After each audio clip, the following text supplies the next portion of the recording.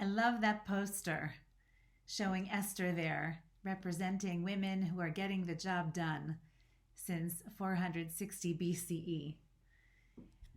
Well, since her, there has been a long line of women leadership, and I'd like to reflect on it a little bit with you today.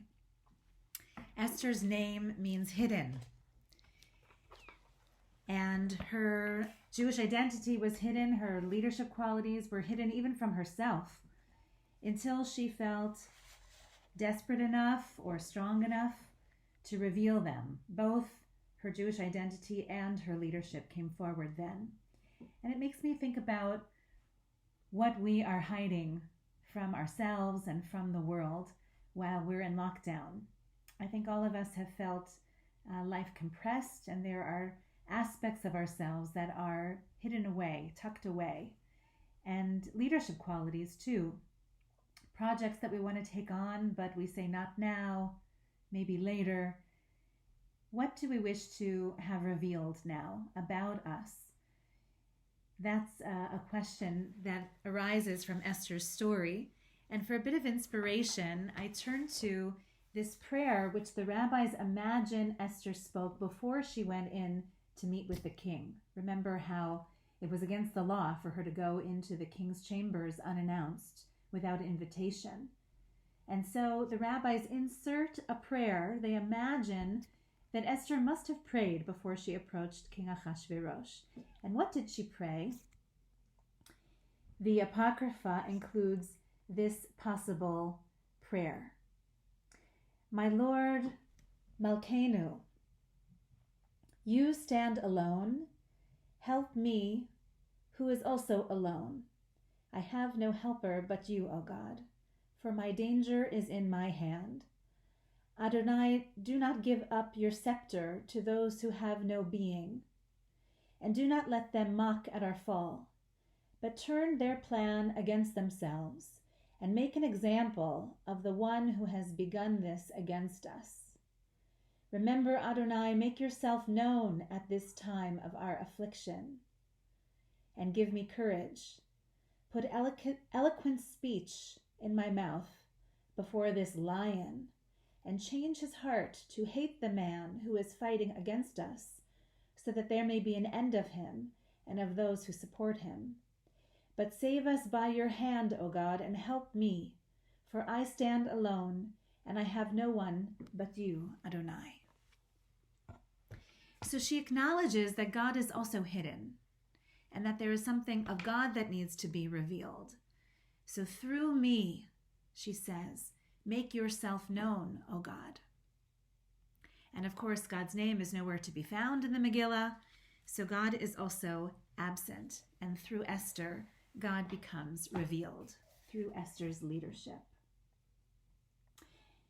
So for these 460, since 460 BCE, most of women's leadership has had to be subtle or behind the scenes. And in 2 weeks, we're going to have a chance to celebrate the shift that recent years have brought. On March 13th, we'll be celebrating 3 Jewish women who lead us, who lead the Jewish people. First, there is Sarah Charney, a devoted member of Holy Blossom Temple, who's a past president of our sisterhood and has for many years now served on the international board of the Women of Reform Judaism. And on March 13th in the evening, she will be installed as the first president of the WRJ, who is a Canadian, the first Canadian president of the Women of Reform Judaism. So we're very proud of Sarah's leadership and all that she contributes to Reform Judaism and beyond. And in her honor, and also in honor of Holy Blossom Temple's 100th anniversary as a Reform congregation, we're going to continue our series of bringing Reform thought leadership to Holy Blossom this year. Our guest will be Rabbi Sally Presand. It's a great honor to welcome her back to Holy Blossom. She'll be giving a sermon entitled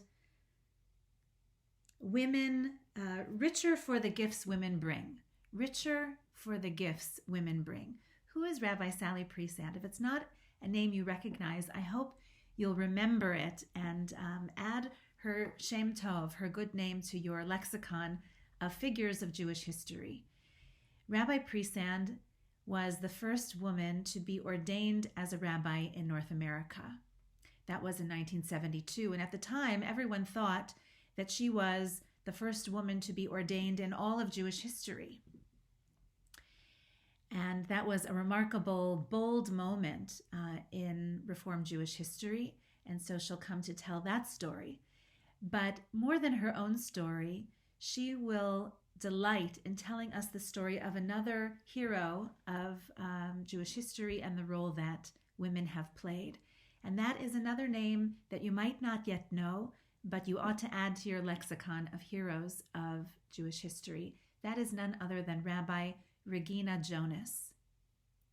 So Rabbi Jonas, it turns out, was the first woman to be ordained in Jewish history as a rabbi. And she was ordained quietly in Nazi Germany, and she served the Jewish people in Germany before the war. Then she served the Jewish people in Theresienstadt. She worked very closely with Rabbi Leo Beck.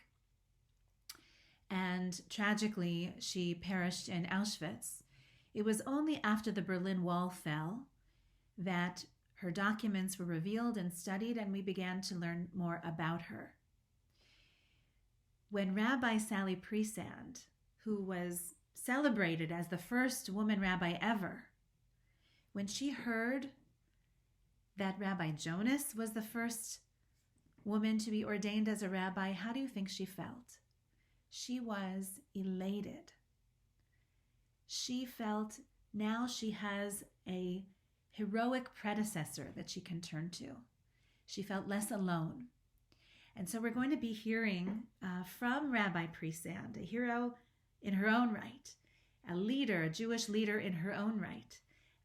But we'll be hearing from her mostly praise for Rabbi Jonas, and certainly praise for Sarah Charney. So please do join us on Shabbat HaChodesh. It's 2 weeks from this Shabbat, March 13th in the morning. Sarah's installation will be in the evening, but the morning service will be our own Holy Blossom celebration. Until then, I wish you a Chag Purim Sameach, the last hours of Purim. We're still recovering from a lot of fun last night. And of course, a Shabbat Shalom to everyone. Be well, and let whatever is hidden within, consider how it can be revealed, and how what you might bring out to the world from your hiding places, something that might be an emblem or a symbol of God's self. God who is hidden must also be revealed, especially at this time, this trying time. Shabbat Shalom.